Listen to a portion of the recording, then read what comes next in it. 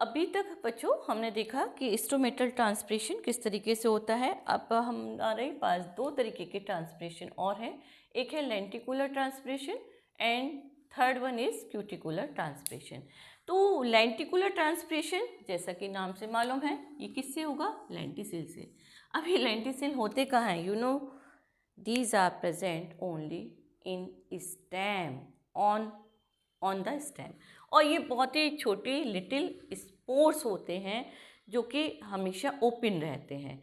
ये डेवलप होते हैं ओल्डर स्टेम में, और स्टेम में स्टोमेटा तो होते नहीं हैं।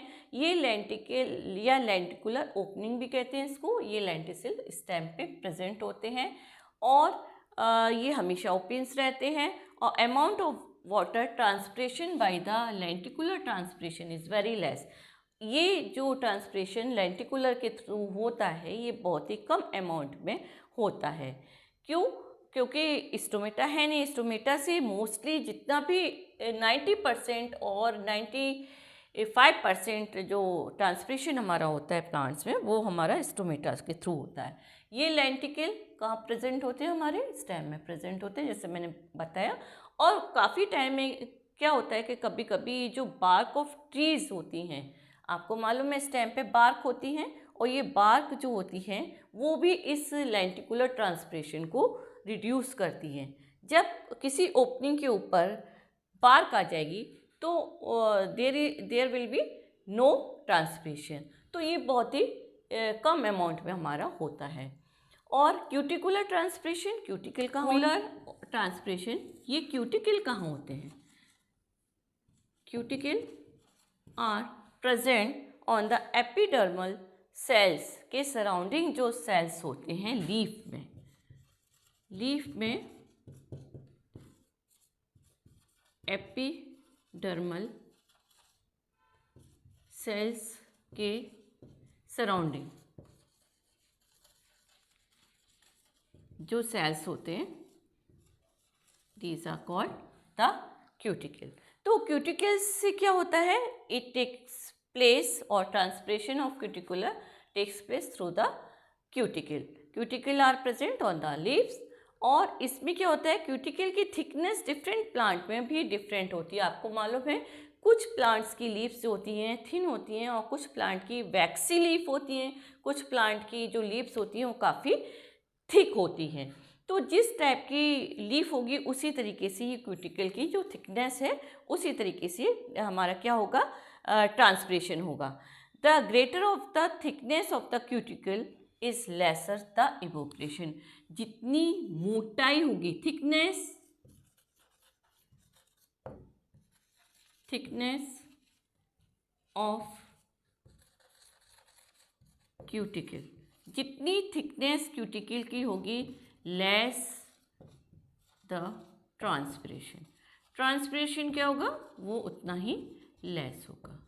Okay, because the vaccine leaf अगर हम किसी लीफ के ऊपर वैक्स लगा दें, और नेचुरली वैक्सी लीफ है जैसे बनाना लीफ है, बनाना की जो लीफ है उसमें ये ट्रांसपिरेशन होता है। तरीके से जो डेजर्ट प्लांट होते हैं,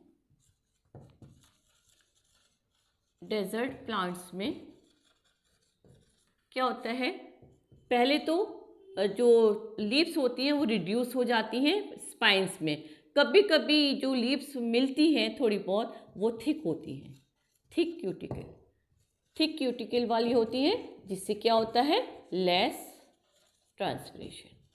ओके, तो ट्रांसपिरेशन क्या होगा, वो लेस हो जाएगा क्यूटिकल के थिक होने की वजह से। अब हम बच्चों देखेंगे factors affecting the rate of transpiration. अब इस ट्रांसपिरेशन पे कौन कौन से फैक्टर्स अफेक्ट करते हैं। ओके, तो फैक्टर्स कौन कौन से फैक्टर्स अफेक्ट करते हैं ट्रांसपिरेशन पे वो हम देखेंगे। तो पहला जो मेन फैक्टर है वो है इंटेंसिटी ऑफ सनलाइट।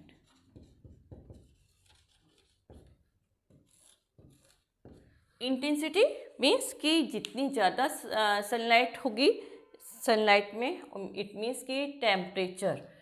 आप सभी को मालूम है जो सर्दियाँ in the winter season transpiration is less, transpiration जो होता है वो बहुत कम होता है। और इसी तरीके से जो रेनी सीजन है उसमें भी ट्रांसपिरेशन कम होता है। बट अब जो वेदर चल रहा है, समर सीजन जो चल रहा है, समर वेदर में ट्रांसपिरेशन की जो इंटेंसिटी है या सनलाइट की इंटेंसिटी बढ़ जाती है, जिससे क्या होगा, ट्रांसपिरेशन तेजी से होगा। सेकेंड फैक्टर जो इसको अफेक्ट करता है वो होगा हमारा cloudy day.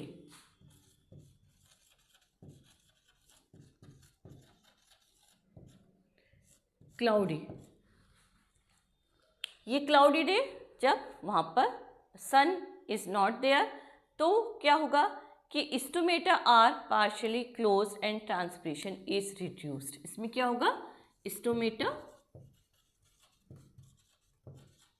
Stomata are partially closed, कुछ टाइम के लिए ये क्लोज हो जाएंगे एंड ट्रांसपिरेशन,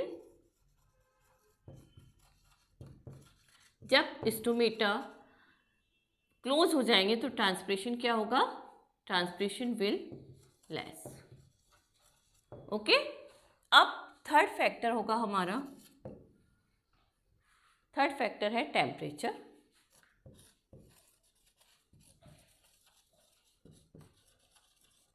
टेम्परेचर जैसे मैंने आपको बताया कि जो हमारा समर वेदर है टेम्परेचर हाई होता है, 40-45 के करीब तक जाता है, तो इस समय पे हमारा जो ट्रांसपिरेशन होगा वो ज़्यादा होगा और इवेपोरेशन भी ज़्यादा होगा। ट्रांसपिरेशन और इवेपोरेशन ये भी हमारा हाई स्पीड से होगा, हाई स्पीड। तभी आप लोगों को मालूम है, अगर आप लोगों ने अपने घर में प्लांट्स लगाए हुए हैं, कि इन द समर सीज़न हमको 2 टाइम्स हमको प्लांट्स में पानी देना होता है, एक तो इन द मॉर्निंग और एक हमें शाम के समय। क्योंकि जो भी पानी हम देते हैं, वाटर देते हैं प्लांट को, वो सब क्या होता है, एवेपोरेट हो जाता है by the process of the transpiration. And the next factor is, fourth one is velocity of wind.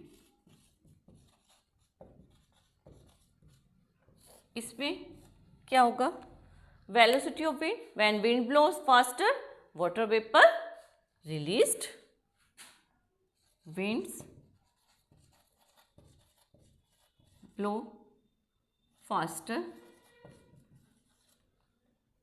when the wind blow faster water vapor released, water vapors released। Okay, dryness हो जाएगी और क्या होगा, plant absorb ज़्यादा करेगा water को और transpiration का जो रेट होगा हमारा बढ़ जाएगा। वाटर को एब्जॉर्ब प्लांट तभी करेगा जबकि उसको ट्रांसपिरेशन की जो स्पीड है वो क्या हो जाएगी, बढ़ जाएगी। इसी तरीके से और भी फैक्टर्स हैं, ह्यूमिडिटी है एक नेक्स्ट फिफ्थ वन जैसे है, बस मैं आपको ऐसी हल्का सा एक्सप्लेन कर देती हूँ। Humidity means when the rainy season is there, rainy season में क्या होता है, ह्यूमिडिटी हमारी एटमॉस्फेयर में काफ़ी ज़्यादा बढ़ जाती है। जब एटमॉस्फेयर में ह्यूमिडिटी ज़्यादा हो जाएगी तो less transpiration will be there. And इसी तरीके से है नेक्स्ट वन इज CO2। अब आप कहेंगे CO2 का क्या मतलब है इससे, ट्रांसपिरेशन से। CO2 increase in CO2 level in the atmospheric air causes closure of stomata. Increase in CO2 in the atmosphere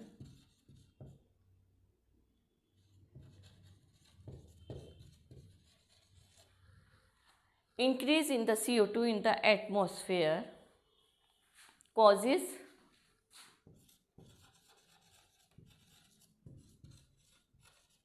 closure of stomata। Okay, क्यों? क्योंकि जो CO2 का लेवल अगर बढ़ जाएगा किसमें, एटमॉस्फेयर में, it close stomata. Normal level of CO2 in atmosphere is, आप सभी को मालूम है जो नॉर्मल लेवल रहता है, नॉर्मल लेवल होता है इसका 0.03% इन द एटमॉस्फेयर। तो इससे अगर हमारी CO2 का लेवल बढ़ेगा तो क्या होगा कि स्टोमेटा जो होते हैं वो क्लोज होने शुरू हो जाते हैं। Next is atmospheric pressure.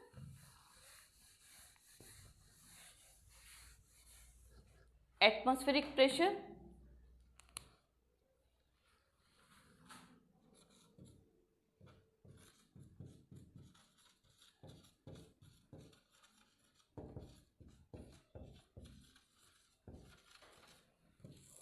इसका क्या रिलेशन है? Atmospheric pressure, rate of transpiration increase, rate of transpiration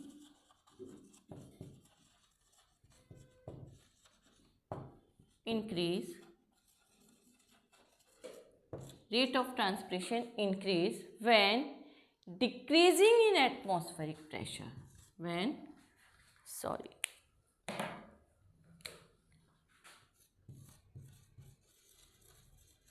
decreasing in atmospheric pressure. Okay, इस एक्सेस वाटर को निकाला कैसे जाएगा? ये जो लीव्स में वेन्स होती हैं उनके थ्रू निकाल दिया जाता है। एक्सेस ऑफ वाटर ये लीव्स की वेन्स के थ्रू निकाल दिया जाता है। Okay, this called the guttation. And hydathodes, what are the hydrothodes? Present on the margin of the leaf, and hydrothodes are, these hydrothodes are minute opening, these hydrothodes are the minute opening or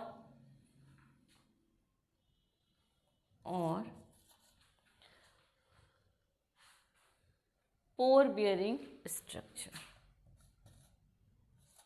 pore bearing structure। Okay, तो ये क्या है? ये minute opening है, इसको आप अच्छे से नोट कर लीजिए। ये माइन्यूट ओपनिंग है हाइड्रोथोड्स, और क्या होती है? या पोर बेयरिंग। पोर्स मीन्स जैसे इस तरीके से, इस टाइप के, इस काइंड के, दीज आर द पोर्स। ये छोटे छोटे पोर्स कहाँ होते हैं? हमारे उस पे लीव्स पे होते हैं, और इसके थ्रू ये वाटर ड्रॉपलेट्स के रूप में पानी, जो एक्सेस वाटर है वो बाहर आता है लीव्स के। Okay, stomata and हाइड्रोथोड्स,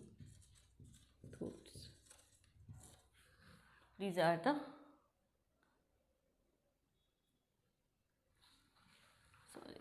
हाइड्रोथोड्स। ओके, तो इन दोनों में डिफरेंसेस क्या होते हैं? स्टोमेटा में गार्ड सेल्स होते हैं, you know very well, guard cells are there, and these are the, जैसे मैंने अभी बताया, माइन्यूट पोर। ओके, ये छोटे छोटे पोर्स होते हैं।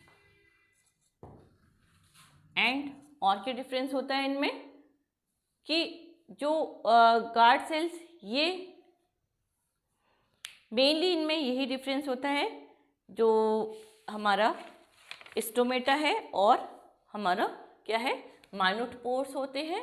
और ये क्या करते हैं? वाटर को, एक्सेस वाटर को, excess water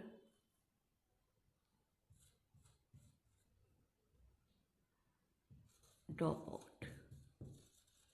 out in the form of water droplet Here in the stomato, water vapors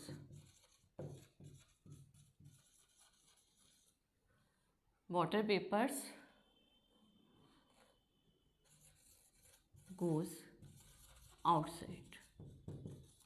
water किस फॉर्म में जाता है? पेपर्स की फॉर्म में. इधर वाटर का किस तरीके से आ रहा है? वाटर ड्रॉपलेट्स की फॉर्म में. ये जो मेन डिफरेंस है इसमें होता है. अब हम ट्रांसपिरेशन और गटेशन में देख लेते हैं कि what is the difference between the transpiration and guttation. Okay,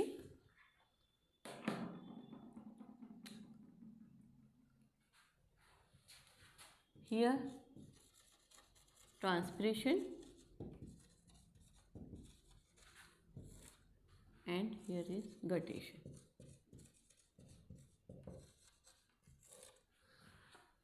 यहाँ पर हम दोनों में डिफरेंस देख लेते हैं. ट्रांसपिरेशन क्या होता है? किस में होता है? इन सनलाइट. ये सनलाइट में होता है and it happen in the early morning और नाइट. गटेशन का कब होता है? इन अर्ली मॉर्निंग और at night. Okay, main differences ये है. अब हम सेकंड पॉइंट पे आते हैं. ये ड्राई कंडीशन में होता है. It had in dry condition. और जो गटेशन है ये ह्यूमिड कंडीशन में होता है. इन humid condition. Okay, third one, एक और मेन डिफरेंसेस है इसमें only pure water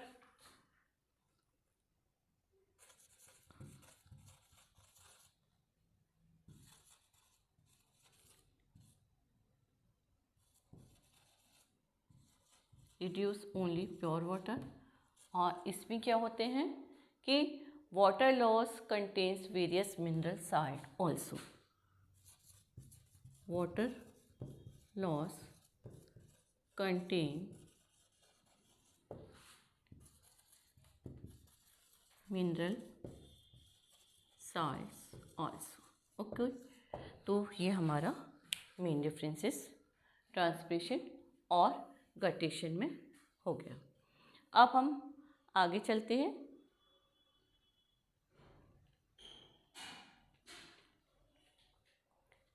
now the bleeding. Second one, एक और टर्म रह गया आपका जो है bleeding. What is bleeding?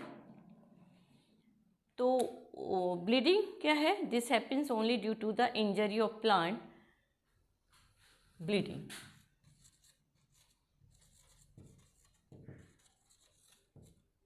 What is bleeding? Happens only due to injury. Happens only due to the injury of plant. ये क्यों होता है? क्यों प्लांट में कोई इंजरी हो जाए तो प्लांट का क्या होता है? The ascent of sap of plant क्या होगा? ascent of sap plant का इस इंजरी पॉइंट से the ascent of sap comes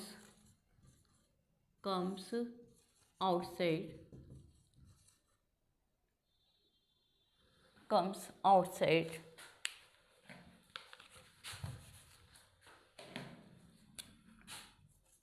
by the